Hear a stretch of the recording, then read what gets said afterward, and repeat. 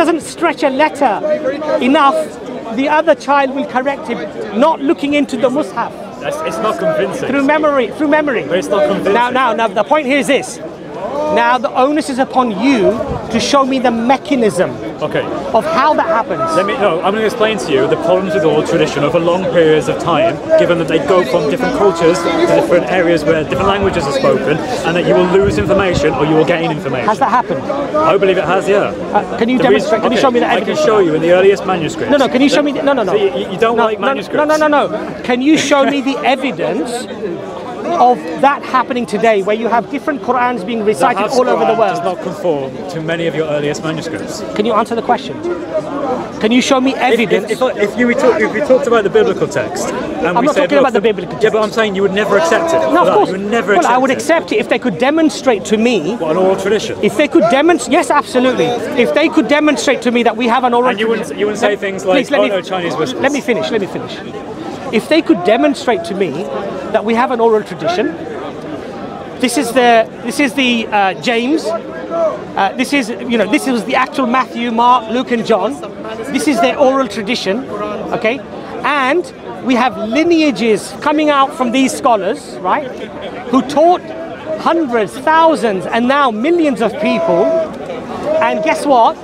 Every recitation of the Bible is letter for letter, word for word correct. You know what I would have to say humbly? That, you know what, maybe I don't accept that this is from God, but I would have to concede that the only rational possibility is that there has to be preservation. That this could not have happened the way you're saying Chinese whispers.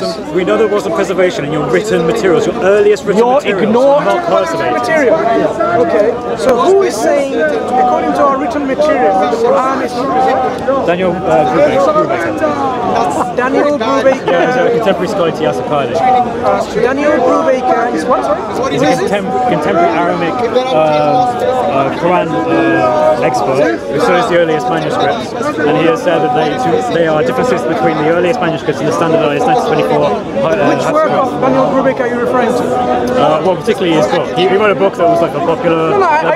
We debunked that book in various This is the brother who debunked it, by the way. So you're talking about he was one of the brothers who debunked it.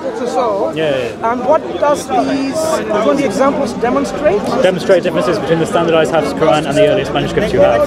They also demonstrate the existence of polypsis, which is manuscripts that were written over in a parchment or vellum with actual new words. Let's talk about Daniel Brubaker. So you added new words. Daniel Brubaker wrote a book in which he's saying there are corrections in the manuscript traditions.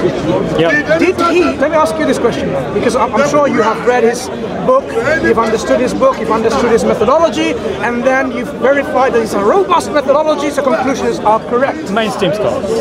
No! Did you hear what I just said? Yes. So you've read his book, understood his methodology, so it's a robust methodology you agree with, and the conclusions you are agreeing that is correct. So let me ask you, a particular manuscript, he's saying there seems to be a correction happening here about a particular word, right? Yeah. So did he then tell you, or tell us, that from the other contemporaneous manuscripts from that time period, either earlier, at the same time, just a little bit later, from around those other manuscripts, so we are talking about witnesses from other manuscripts, not only one isolated manuscript, has he done that in his book, and what did he say when he did that? You mean has he compared multiple manuscripts? The answer is yes, he has compared multiple manuscripts. So he mentions in his book particular ones that are thought of as being, by Muslims anyway, as Uthman copies. Most scholars say they're not Uthman copies, they come much later. Let me give you the first example of his 20 examples, right? So how many other manuscripts has also the same corrections that he compared? Well, the corrections are often unique to particular manuscripts, right? Like you wouldn't find the same correction. When we want to demonstrate something has been corrupted, because he says corruption in manuscripts, right? So we should find, changes. Or an insertion, or a removal. Do you know his title of his PhD thesis? Intentional changes, something along these lines, right? So basically he's saying this kind of corruption. Well, we know that there was, because we know, for example... No, let's not talk about that. When you say we know, explain what I'm talking about. When you say we know, have you read his thesis? Let me just explain what I'm talking about. Okay, have you read his thesis? No, I've read his book. Let me explain what I'm talking about. He has noted in many earliest manuscripts, which are thought of as being copies of Uthman in the Islamic tradition, have the word he replaced over with the word Allah in many places. So a scribe at some point has decided that was correct. As I said, I have not only read his book, we have responded to his book, and it's a book that is available in academia free of charge, of course, over 300 pages. Okay, but he hasn't actually made any opinion. Can I make a point? Right. Because you're bringing him as a scholar who has an opinion on this issue about preservation. He is an expert in the field. Right. According to who? According to academia. According to Yasser Khalid, according to all of the other Quranic experts, he is an expert in that field. He's an expert in what? In Quranic studies, in the original Aramaic language. Original Aramaic language. Anyway, okay, besides the point. The one with the yeah, of course. Expert in Aramaic language. I'm sure you will. Are you saying he isn't? No, I'm sure you'll reflect on it much later. Let's come back to this point. So the example he brings, for example, says this particular manuscript, say this is manuscript in top copy, right? Top copy manuscript, it has a particular correction step. So, according to what you've read, because you've read this book, he has compared with the other manuscript from the same time period. We are talking about producing what we call a stemma. So he has looked at manuscript from same region or different regions from the same time, maybe about 8th century, 7th century, whichever manuscript top copy is from, right? I'm not going to help you with the dates now. So either he bought manuscripts from before or after or contemporary time. And then he said, look, we have the same correction happening in all the other manuscripts, right? No, I don't think it happens in all of them. Are you saying that? No, I'm just giving you example number 1, and then I'm continuing with example number 2, 3, 4, up to 20. So has he done that with every example, and he demonstrated that practice, yeah? He is doing it with manuscripts as he is studying them. He is taking note of them. For example, in his written work, 20 examples, he only picked 20. Misunderstood my question. Okay. In his PhD thesis, he had about 800 pages. You haven't read it? No, I haven't read it. I haven't said that. The book says 20 examples, yes, but it has more than 20 anyway. Yeah, exactly. So within these 20 examples, obviously as a good scholar, he would say, look, this is a manuscript, and we have compared with other manuscripts around the same time period, and we have found their corrections on those as well, because that's when people are corrupting it, isn't it? Right, yeah. Wrong. You haven't read his book, because he doesn't compare with other manuscripts. No, I'm just talking with what you would do. You described the methodology, I agree with that. But he hasn't done that. Yes, that's not the intention of his book. Wait. What is he trying to show you? He's trying to show you that there are differences between certain manuscripts and the standardized perhaps. Can I just say one thing here? The brother raised the point about methodology. Yeah. You agreed that would be the better methodology. Hold on a second. No. Please, Okay. You agreed that would be the correct methodology. Yeah. Okay. That would be the fair, just methodology. Yeah. But he doesn't do that. Has he done that in his PhD thesis? He doesn't do that. He's doing this. No. But the point is, how long does it take to go? No. What the point is that he hasn't done that. Yes. What he's done? No. Hold on a second. Yeah. The point is that he's not done that. Yes. And now hold on. I haven't finished it. My friend, I already agree with what you're saying. Right. I want to talk Therefore, when somebody doesn't do something that they are supposed to do to ensure that there is trust within a methodology, what should one conceively do? My friend, you need to understand. One should put it aside, but not only this, and not trust it. Just to bring you in the reality scene here, because you are somehow divorced from reality. Why we say that? Let me explain. So, in our response to his book, we have shown 7, 8, 9, 10 other manuscripts from around the same time frame, roughly, right? Sure. Sometimes early, sometimes contemporaries, sometimes a bit later. So we are talking about establishing a stem. And we have shown, let's say 8 other manuscripts has exactly the same word like we have on our Quran today. Right. I agree. Let me finish my point though. Agreeing with you. With every example, if we can demonstrate that we have more than one manuscript from any manuscript that he brings, with the so-called corrections, we have many other manuscripts. That's like the Christian position. Let me finish my point. Not at all. Just to show you how insignificant his work is. The word is insignificant. So if we find for every example he brings, I bring you other 7 more examples of manuscripts, which is exactly the same reading as our manuscripts or other Quranic text today. It tells you and I and my brother here that the Quranic text that we read today is in line with our manuscript tradition, exactly preserved. So that means, how do we then explain those corrections? We go by looking at this particular example.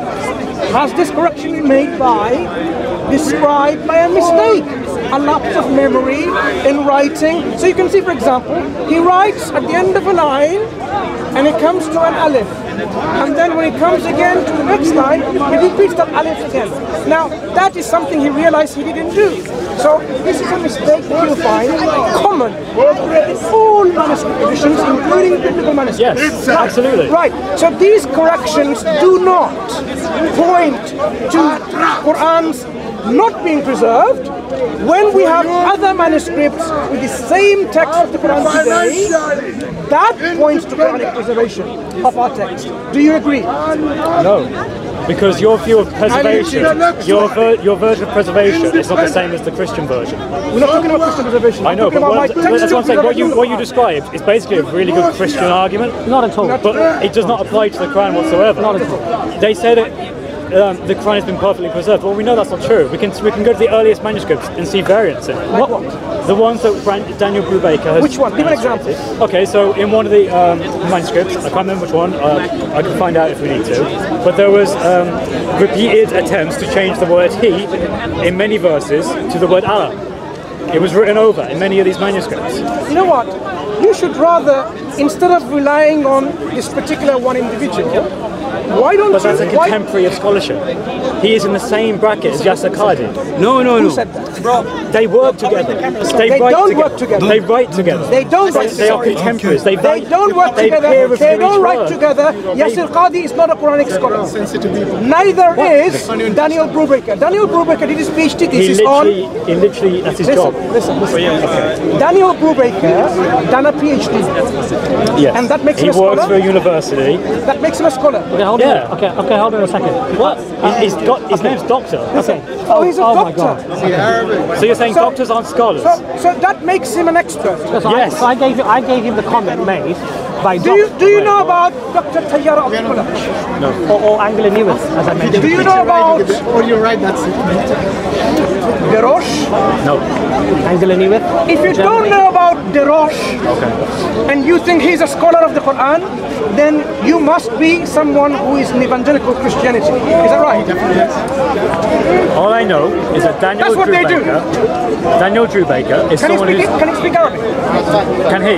Can Daniel Brubaker yes, speak Arabic? to some degree. I've heard him say Arabic things, yeah. If you He look reads at, it If anyway. you look at my Twitter exchange with him, now you realize I've exchanged with him, your so-called scholar.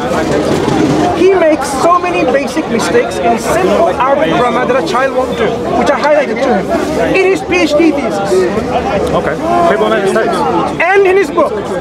Yeah, people make mistakes. I don't, that's not a Do you refutation. do you understand what I just said? That's saying he made a mistake He somewhere. doesn't even know basic Arabic language, and yet Yes, he's... he does, because he No, he translates. doesn't. Do you know what I just said? So you're telling me he said, can work with Yasser Qadi. No, he doesn't work with Yasser Qadi. They he's done videos where he literally takes an email from Yasser Qadi.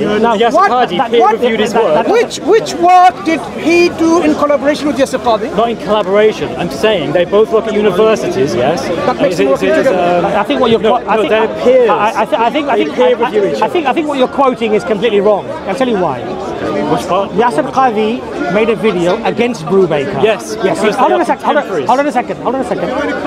Brubaker responded. Yes. By some of the comments that Yasser Qadi had made against him. Yes, and the email he sent to Hold me. on a second. Yes. That's not called working together. When I say work, That's not called working together. No, in scholarship, there's a principle that when you write something like a PhD, you have to have it evaluated by other scholars, such as. Let me peer reviewer. So he's not. Yasser Qadi has never read his. In fact, You know he's read his work. who were the supervisors of Dr. Brubaker's work in his PhD thesis? I don't know, but there would have mention other scholars? You should find out. There are other scholars who he quotes. Look, when you do your PhD, this is something that you need to really understand. Basic when stuff. you do your research, you do a research under a particular supervision of other scholars, right? Your PhD supervisors. Who was his PhD supervisors?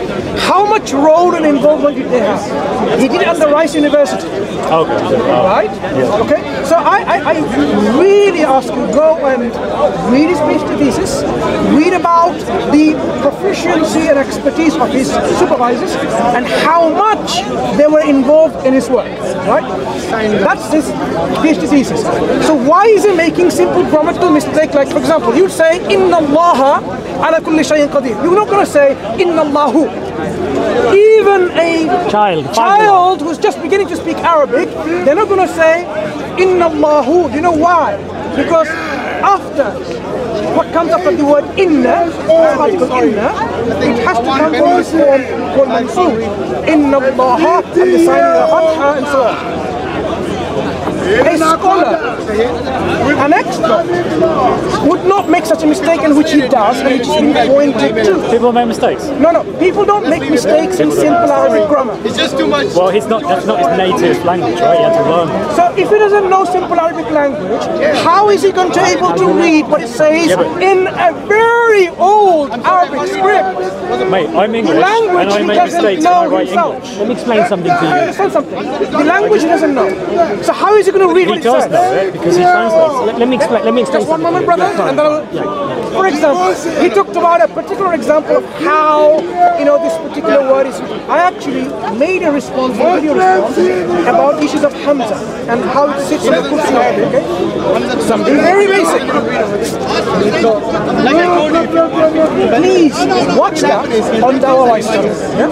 Dawah.channel, this channel, and you will see that a scholar of this caliber who's making simple mistakes like this, of course, is going to make a mistake in reading manuscripts. And his reading, his interpretation, is it going to be faulty or is it going to be robust? If he doesn't know how to read. Well, no, he doesn't know how to read it. He makes mistakes. I'll go in there. No. If he doesn't know how to read. Can I just address that point? I'm pretty sure he can read Arabic. Okay, can I just address that point? He can read Arabic, yeah. If your child is at school and is being taught by an English teacher, and you decide to sit in, and she makes basic errors of grammar and spelling, would you trust that? Hold on a second.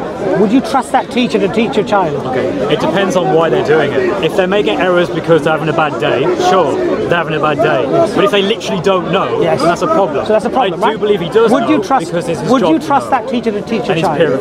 Would you trust that teacher? If they're having a bad day, I won't have a problem with it. That's right. Repeatedly. But as he said, oh, that was a mistake, and as he corrects himself. He repeatedly makes the same mistake. So I'm asking you the question again. Well, we'll see. Would you trust that teacher? Can I just ask? No. Would you trust that teacher? I've already gave my answer. If they're having a bad day, that's fine. If they actually don't know English, then yes, you have a problem. Right now, hold on a second. Right now, okay. So when Brother Mansour is pointing out he doesn't know Arabic. basic. Brother Mansour is pointing out basic errors in grammar in the Arabic language, a language which is necessary for you to be able to be a critical scholar within that language, and you find no problem. Listen to me.